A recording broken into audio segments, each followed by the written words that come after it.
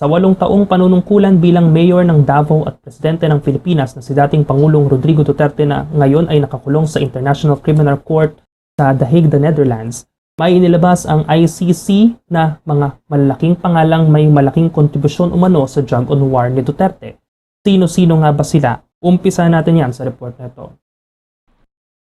Nadadawit ngayon ang 8 naging co-perpetuator ni dating Pangulong Rodrigo Duterte noong mayor pa lamang siya ng Davao, lalo na sa kanyang termino bilang Pangulo simula 2016. Sa inilabas na dokumento ng Pre-Trial Chamber 1, Office of the Prosecutor ng International Criminal Court o ICC nitong February 13, lumalabas na may mga malalaking otoridad na kasama si Duterte sa malawakang pagpatay sa mga nasangkot sa ilegal na droga noong nakaupo pa lamang siya sa pwesto bilang Pangulo ng bansa. Lumitaw ang mga senador na sina Senador Ronald Bato de la Rosa na ilang beses nang absent sa Senado at Senador Christopher Lawrence Bongo sa mga kasama sa pagplano o di kaya'y may agreement sa pag-neutralize ng mga naging biktima ng drug war. Sangkot din sina Vitaliano Aguirre III, Oscar Albayalde, Isidro La Peña, Vicente Danao, Dante Gueran at Camilo Cascolan sa mga malalaking pangalang inilatag ng ICC, kasamang iba pang miyembro ng pulisya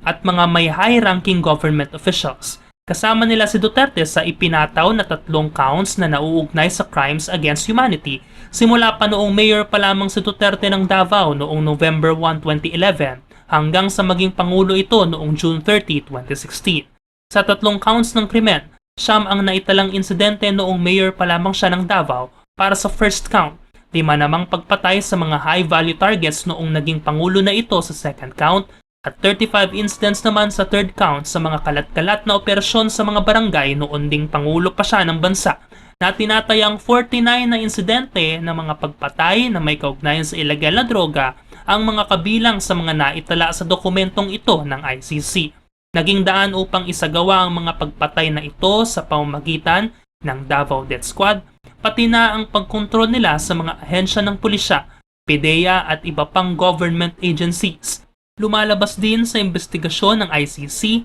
na isa sa mga naging kasunduan sa paggamit sa hanay ng pulisya sa mga operasyon ng drug war ay ang mga financial incentives at promotion para sa mga ito. Brian Carolino, BCRC3.